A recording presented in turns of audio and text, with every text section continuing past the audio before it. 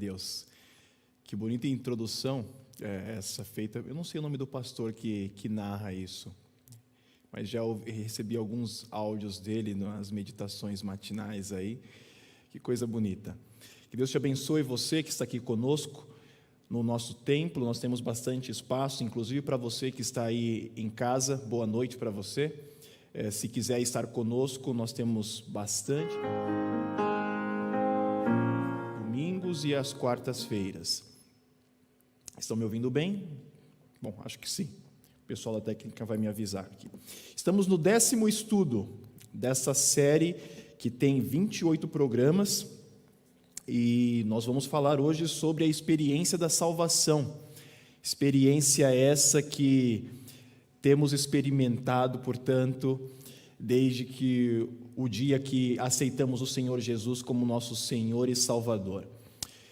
Eu quero desenvolver esse estudo com vocês, partindo de um texto que fala muito ao meu coração, que talvez eu acho que eu nem inclusive coloquei na nossa apresentação, mas vou citar ele muitas vezes, porque é exatamente o homem que experimenta salvação que está dizendo isso para nós e coloca em termos muito práticos aquilo que é a experiência salvífica com o Senhor Jesus.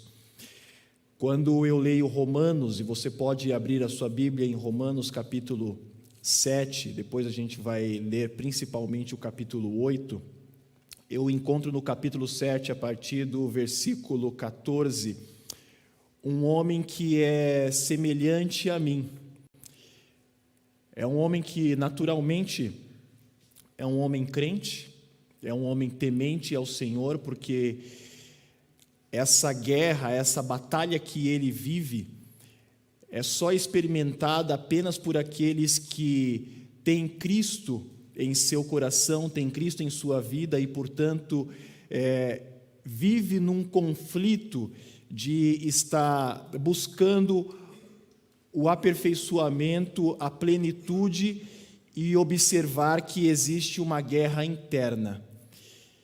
E esse homem, ele degladeia com uma lei que está em sua mente, mas que muitas vezes ele não percebe em suas mãos. E aí ele vive essa contradição, essa inconstância permanente, essa ausência da plenitude, de não encontrar em si aquilo que deveria ser. A perfeição que deveria ser, ou a semelhança de Cristo que deveria ser, não ainda o é. E ao final, a partir do versículo 14, ele vai descrevendo essa luta, e no versículo 24, uma expressão que a gente conhece muito bem, e que muitas vezes nós repetimos como pessoa: miserável homem que sou, quem me livrará do corpo sujeito a esta morte? Ele faz um desabafo ao olhar para si. E aí ele estranhamente diz assim, no versículo 25: graças a Deus por Jesus Cristo nosso Senhor. Graças a Deus por Jesus Cristo nosso Senhor. De modo que, com a mente, eu próprio sou escravo da lei de Deus, mas com a carne da lei do pecado. E aí no versículo 1 do capítulo 8, ele responde à indagação, aquela exclamação de graças a Deus. Portanto, agora já não há condenação para os que estão em Cristo Jesus. E no último versículo ele vai dizer nosso Senhor. Por que graças a Deus? Porque aqueles que estão em Cristo, nenhuma condenação há. E quando eu preparando o material para estudar com vocês esta noite a respeito da experiência da salvação, eu lembrei deste texto. Nenhuma condenação há para os que estão em Cristo Jesus, nosso Senhor. Graças a Deus. a inconstância que existe em mim, e estamos falando aqui da inconstância do crente, e o crente não tem prazer. O crente, o que crê em Deus e que vive temente ao Senhor Jesus, ele vive a inconstância e ele busca viver segundo o que assim diz o Senhor, afastando-se daquilo que declaradamente é contrário a Deus. Então, claramente a gente percebe alguém que está falando aqui sobre um pecado involuntário, aquele que naturalmente emana da carne, não um pecado aberto, um pecado feito de caso pensado, assim a gente chama, mas alguém que entende que a perfeição não está nele e eventualmente ele vai entrar em contradição com aquilo que ele tem em sua mente. E essa contradição a gente experimenta na experiência da salvação. E aí, quando nós estamos diante dessa dificuldade, a gente se lembra ou é lembrado pelo Espírito Santo e diz assim, então, graças a Deus, porque em Cristo Jesus não há condenação para os que estão nele. Agora eu vou colocar, por favor, a minha apresentação aqui. Deixa eu ver como é que eu vou usar aqui. Tem a seta adiante, para trás, acho que é isso mesmo, né? Os rapazes, por favor. Agora sim. Está aí na tela? Muito bom. Perfeito. Eu não consigo ler ali atrás. Eu vou ler aqui no meu celular, que está pertinho. Então, nesse primeiro slide, nós colocamos assim: ao longo das Escrituras, ao longo das Escrituras, as descrições da experiência do crente, salvação, justificação, santificação, purificação e redenção, são focalizadas como, e eu vou passar o próximo aqui, como já alcançadas, sendo realizadas no presente e estando por ocorrer. Observe que existe aí uma condição temporal a respeito dessa experiência do cristão. Ela aconteceu um dia historicamente, lá num ponto do nosso tempo, quando Jesus realizou aquilo que para nós era impossível realizar. Paulo vai dizer que no capítulo 8, versículo 3, aquilo que era impossível para a lei realizar, Jesus Cristo o realizou, ou Deus o realizou enviando Jesus na forma de carne, na semelhança de carne, para realizar por nós.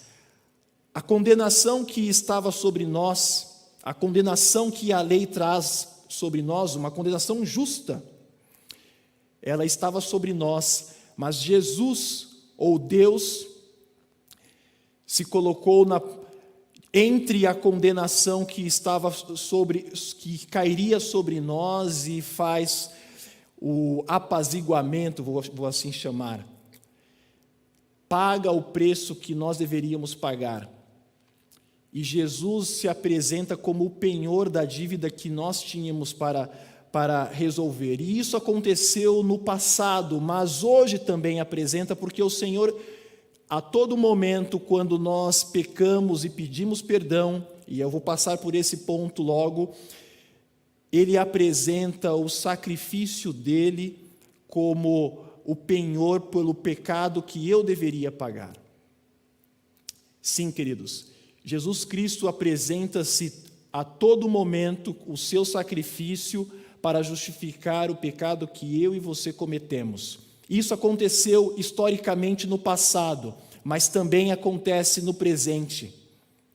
Isso acontece agora, quando você se ajoelha e se apresenta como um miserável pecador, assim como eu, mas reconhece um miserável pecador salvo em Cristo Jesus e apresenta o sacrifício dele como o penhor pelo erro que você cometeu.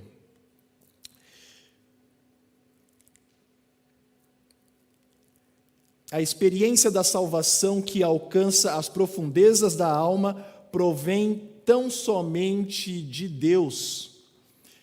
Eu deixei separado aqui o texto de São João, capítulo 3, o versículo 13 e o 5, meio do versículo, é uma resposta de Jesus para Nicodemos, que diz assim: digo-lhe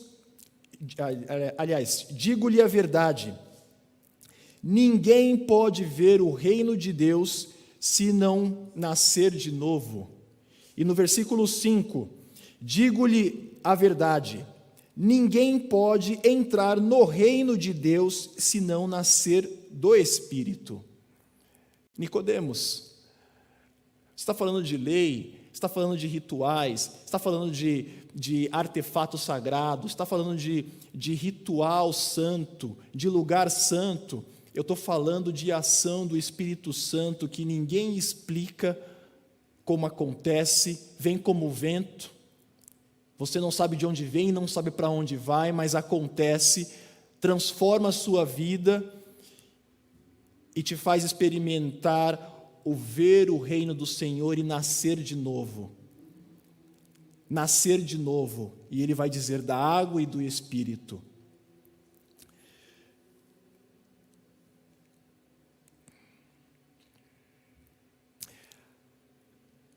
A experiência da salvação envolve arrependimento, confissão, perdão, justificação e santificação.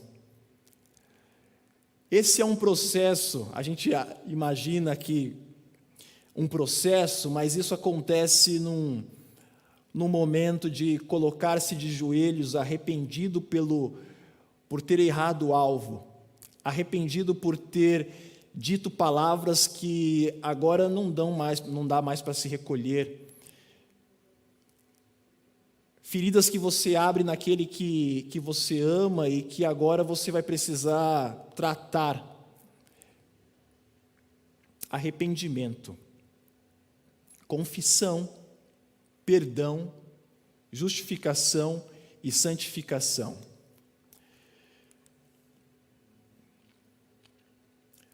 O arrependimento, genuíno arrependimento, resulta numa radical mudança de atitude em relação a Deus e ao pecado.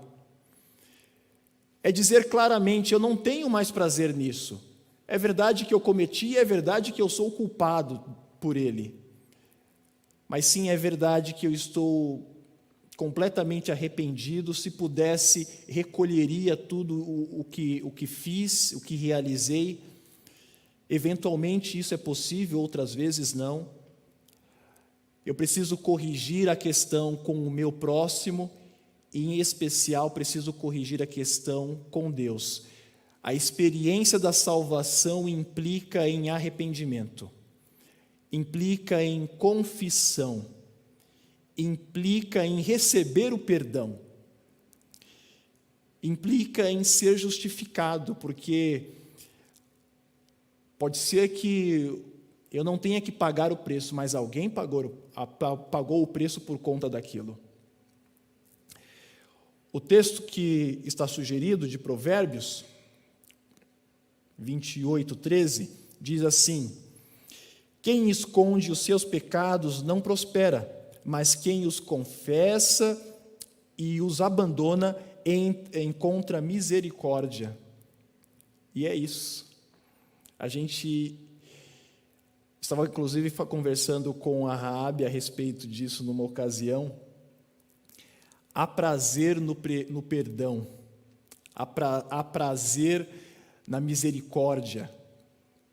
É verdade que há prazer para aqueles que têm sede de justiça e querem que aquele que cometeu o erro que seja condenado e eventualmente castigado por aquilo.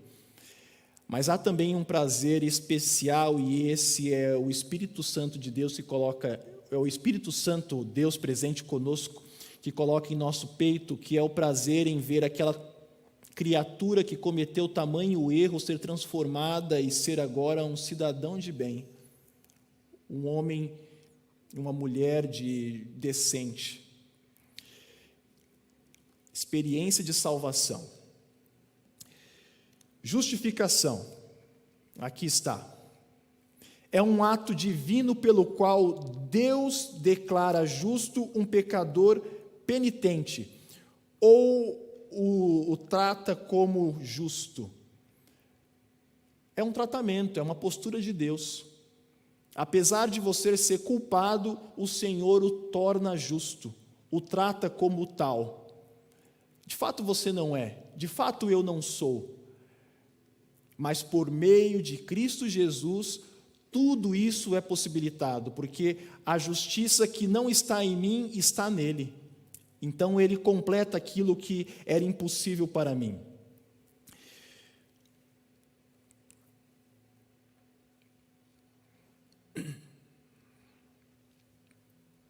A base para a semelhante justificação, a base para a semelhante justificação é não a nossa obediência, e sim a de Cristo. E eu deixei separado o texto, está aqui na tela? Sim, está na tela.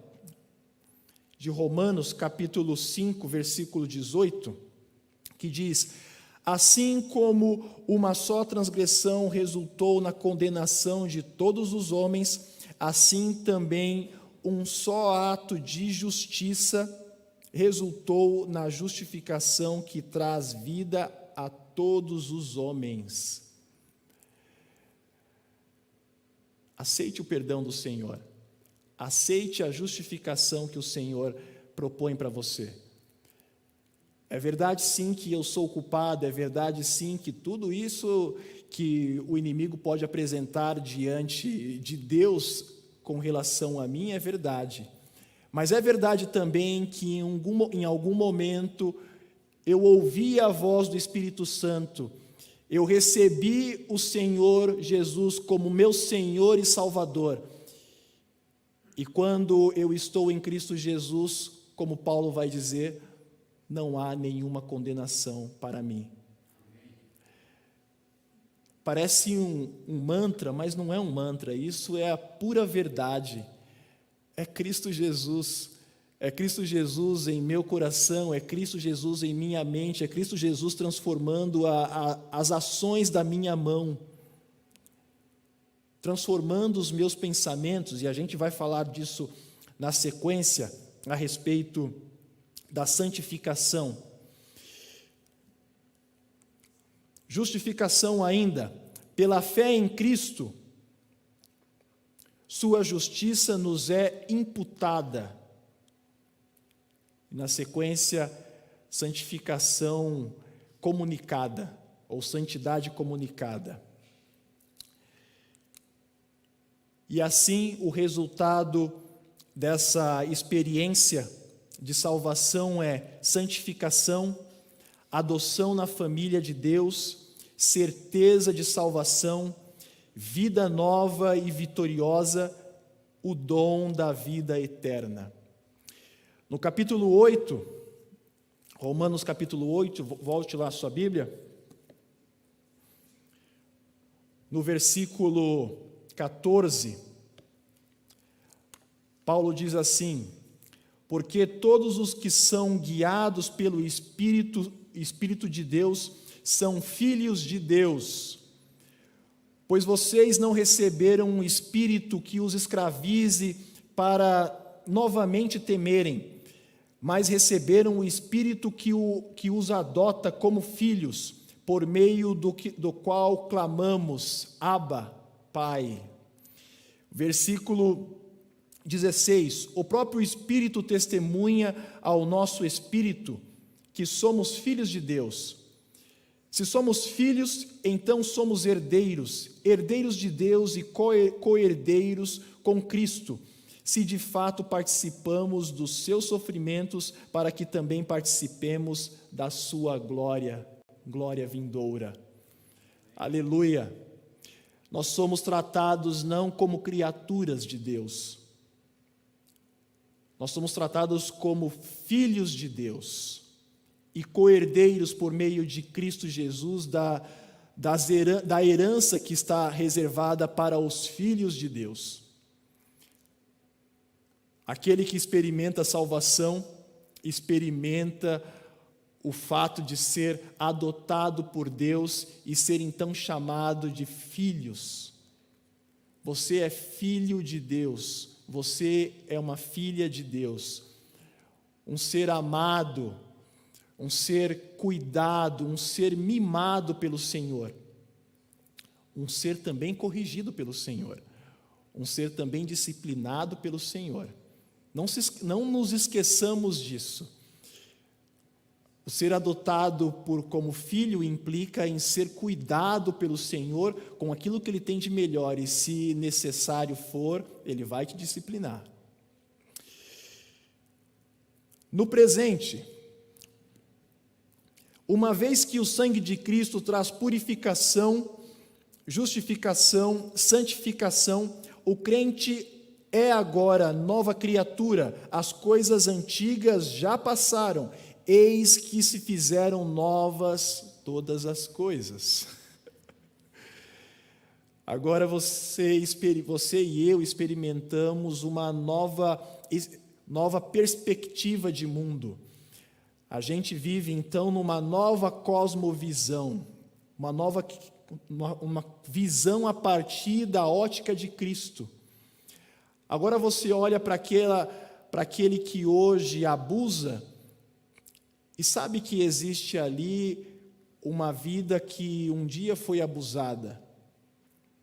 E você olha com misericórdia, você olha com expectativa de ver aquela vida sendo reconstruída pelo Senhor. Uma vida sem Cristo, olha para aquele ou olha para si mesmo e diz: olha, não há jeito para esse, resta para você apenas a destruição, ou resta para mim apenas a destruição. Na perspectiva de Cristo, todos, enquanto há vida, há esperança, há possibilidade de transformação.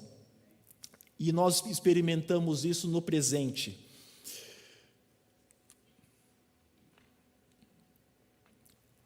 Por ocasião do segundo advento, seremos modificados, transformados fisicamente. Nosso corpo mortal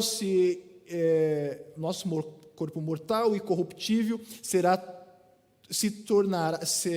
tornado imortal e incorruptível, segundo o próprio Paulo, na sua primeira carta aos Coríntios, capítulo 15, versículos 51 a 54. E no capítulo 8, ele fala a respeito disso também. Versículo 10. Mas se Cristo está em você, o corpo está morto por causa do pecado, mas o espírito está vivo por causa da justiça. Versículo 11. E se o espírito daquele que ressuscitou Jesus dentre os mortos habita em você, aquele que ressuscitou a Cristo dentre os mortos também dará vida aos seus corpos mortais por meio do Espírito que habita em vocês. Vivificados em Cristo, por meio do Espírito Santo que atua em nós diariamente. E um dia, Cristo Jesus retornará e transformará esse que ainda não é, naquilo que deveria ser desde a fundação deste planeta Terra, a imagem e semelhança de Cristo. Aliás, e abro aspas aqui porque o capítulo 10 de Nisto Cremos, tá? É o livro que nós estamos trabalhando durante essa série. Cita a respeito daqueles que buscam perfeição e que imaginam perfeição aqui nesta terra, perfeição perfeita de Cristo. Essa perfeição nós só temos em Cristo apresentada, em nós não, neste momento. E ela não será alcançada por ninguém em si mesmo, mas em Cristo. Mas um dia, quando aqui o Senhor retornar, e vai fazer soar a sua trombeta, e os mortos ressuscitarão, e os que estiverem vivos serem transformados também. Sim, nós receberemos a perfeição de Cristo. Retornaremos a ser como Adão, perfeitos, criaturas perfeitas, semelhante aos anjos, semelhante ao próprio Cristo, não iguais, no nosso nível, aquilo que é a plenitude para a raça humana. Um dia seremos, por enquanto não, por enquanto em Cristo nós somos.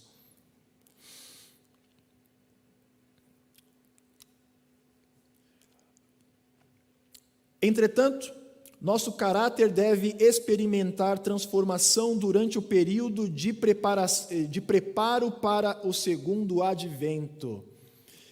Se de fato o nosso corpo, este corpo mortal e corruptível, não alcançará a plenitude até que o Senhor venha, o nosso caráter sim precisa ser trabalhado todos os dias,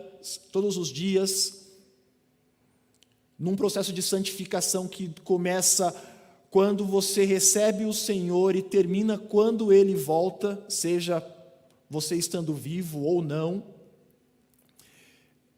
Esse trabalho precisa ser realizado. E como é realizado? No seu contato diário com o Senhor, pela sua revelação.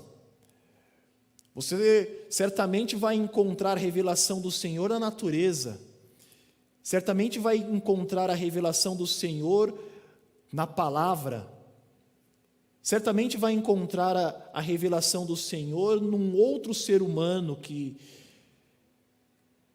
por ocasião do pecado, não é mais a semelhança do Senhor, mas ainda tem traços, ainda pode dizer muito a respeito de Deus. E por todos esses meios o nosso caráter é aperfeiçoado e nós vamos crescendo em Cristo até um dia nós recebermos a plenitude. Eu creio nisso. Eu creio que um dia eu receberei a plenitude. Mas eu também creio que eu tenho que trabalhar. Eu tenho que trabalhar hoje para realizar aquilo que o Senhor não vai fazer por mim. Se eu fui capacitado, eu tenho que realizar o potencial que o Senhor colocou em mim. Eu tenho que realizar o potencial que o Senhor colocou em mim. Adiante, ele continua dizendo: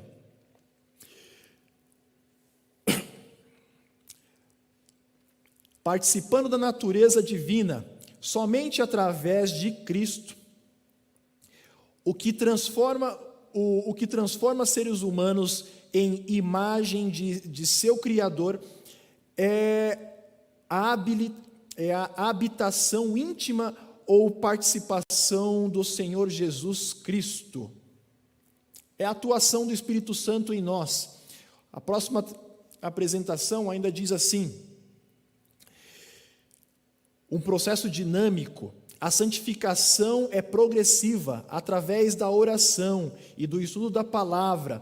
Podemos crescer constantemente no companheirismo com o nosso Senhor.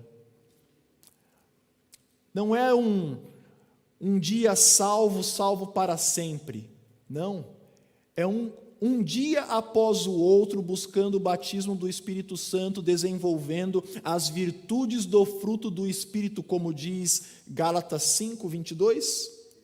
Gálatas 5:22.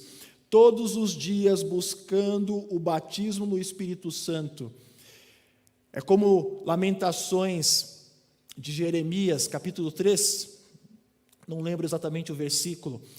As misericórdias do Senhor se renovam todos os dias, e inclusive são elas que são a causa por não sermos consumidos.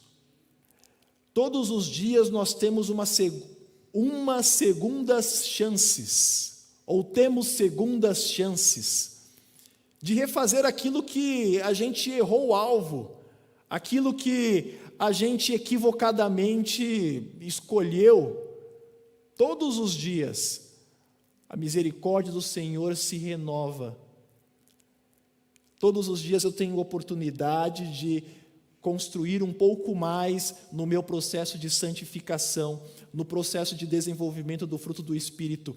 Quem experimenta a salvação, experimenta crescer diariamente com o Senhor Jesus, ou no Senhor Jesus, e em Jesus. O capítulo 8, versículo entre os 18 até o 26, a gente observa Paulo falando que, versículo 18 diz assim: considero que os nossos sofrimentos atuais não podem ser comparados com a glória que em nós será revelada. Os sofrimentos que nós passamos, porque o processo de santificação implica também sofrimentos, implica em experimentar coisa amarga. Mas esse processo e essas amarguras não são nada comparadas à glória que nos aguarda. Versículo 19 ainda diz que também a natureza aguarda com grande expectativa que os filhos de Deus sejam revelados. A natureza também sofre e também aguarda que os filhos de Deus recebam o seu Senhor Jesus, para que também a natureza seja transformada e volte à perfeição que um dia foi. Versículo 20, deixe-me ver. Versículo 26, da mesma forma o Espírito nos ajuda em nossa fraqueza, pois não sabemos como orar, mas o próprio Espírito intercede por nós com gemidos inexprimíveis. Se Jesus Cristo intercede por nós diante do Pai, agora no lugar santíssimo, intercedendo por nós, o Espírito Santo intercede por nós diariamente, em nossa mente, em nosso coração, em nossas ações, dizendo: Rubens, está errado o caminho, não é por aí. Converta-se, faça a curva, retorne, reconsidere, recolha as suas palavras, peça desculpas, peça perdão. Todos os dias intercede por mim e por você. Se Jesus Cristo realiza um trabalho primoroso no santuário celestial, o Espírito Santo realiza um trabalho aqui e agora, trabalhando comigo e com você. E olha que ele trabalha com material duro, porque eu me conheço, você se conhece, e você sabe o trabalho que o Espírito Santo tem para te manter ali no caminho. E no futuro, o que é que ele diz? Nossa salvação será final e plenamente operada quando formos glorificados na ressurreição, ou quando formos transformados vivos antes da nossa transladação para os céus. É exatamente isso. Como disse em 1 Coríntios 15, versículos 51 até o 54, isso vai acontecer, está reservado para o futuro.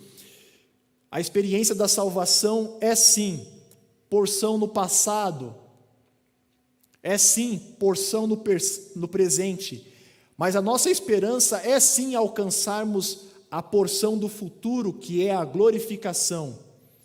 Justificados, sendo santificados e um dia glorificados, em nome do Senhor Jesus. Você e eu seremos glorificados em nome do Senhor Jesus. Quero terminar ainda dizendo essas últimas palavras. Glorificação e perfeição. E eu havia comentado isso.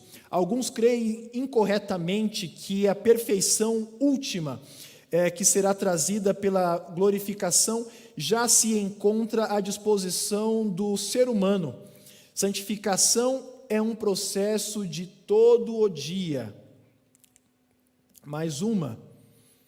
Podemos possuir a perfeição agora, mas somente em Cristo. Entretanto, a transformação última, todo abrangente de nossa vida, que se transformará na genuína imagem de Deus, deverá ocorrer por ocasião do segundo advento. É exatamente isso. O Senhor Jesus tem reservado a glorificação para nós. A glorificação para aqueles que entendem, graças a Deus, nenhuma condenação há para os que estão em Cristo Jesus. Mas o capítulo 8 ainda reserva algo que para mim é espetacular. Se não há nenhuma condenação para os que estão em Cristo Jesus, também não há nenhuma separação para os que estão em Cristo Jesus. Para aqueles que experimentam a santificação, a salvação, a experiência da salvação, também experimentam não estar separados de Cristo Jesus. Versículo 31 diz assim: que diremos, pois, diante destas coisas? Se Deus é por nós, quem será contra nós? Aquele que não poupou seu próprio filho, mas o entregou por todos nós, como não nos dará juntamente com ele a graça de todas as coisas? Quem fará alguma acusação contra os escolhidos de Deus? É Deus quem os justifica. Quem os condenará? Foi Cristo Jesus quem morreu e mais, que ressuscitou e está à direita de Deus e também intercede por nós. Quem nos separará do amor de Deus? Será tribulação, ou angústia, ou perseguição, ou fome, ou nudez, ou talvez o perigo, ou a espada? Como está escrito: por amor de ti enfrentamos a morte todos os dias. Somos considerados como ovelhas destinadas ao matadouro. Mas em todas essas coisas somos mais que vencedores, por meio daquele que nos amou. E a poesia ainda termina assim dizendo: pois estou convencido de que nem morte nem vida, nem anjos nem demônios, nem o presente, nem o futuro, nem quaisquer poderes, nem altura, nem profundidade, nem qualquer outra coisa na criação será capaz de nos separar do amor de Deus que está em Cristo Jesus, nosso Senhor. Nenhuma condenação para os que estão em Cristo Jesus, nenhuma separação para os que estão em Cristo Jesus. Aqueles que experimentam salvação, experimentam todo esse pacote de luta e de certezas, de esperança, de estar com o nosso Senhor um dia. Que Deus te abençoe, que você viva a salvação do Senhor todos os dias. Amém.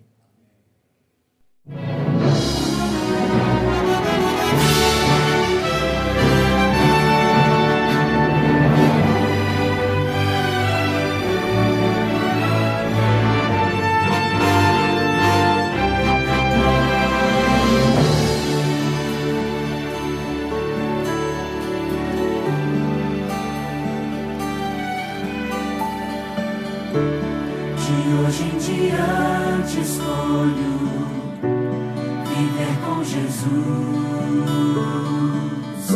como um barco que alcança o porto, eu encontrei sua luz. De hoje em diante escolho amar, pois eu tenho paz e só Jesus pode dar. De hoje em diante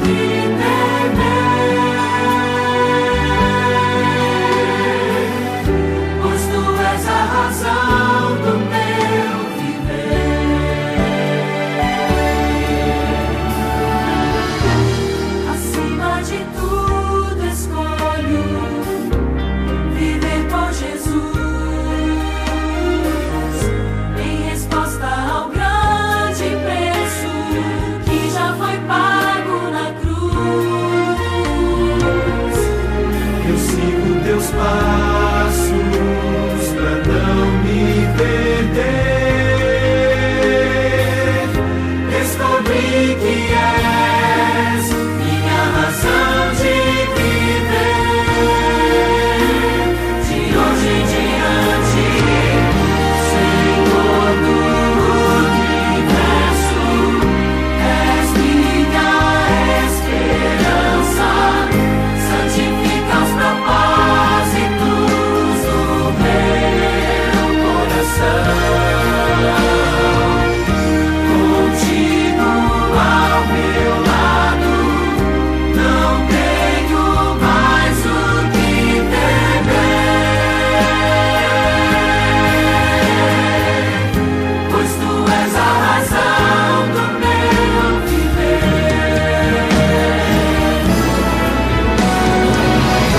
Senhor do universo, és minha esperança. Santifica os propósitos do meu coração. Contigo ao meu lado, não tenho mais o que temer, pois tu és a razão do meu viver. Pois tu és a razão do meu viver. A razão. Tu és a razão do meu viver.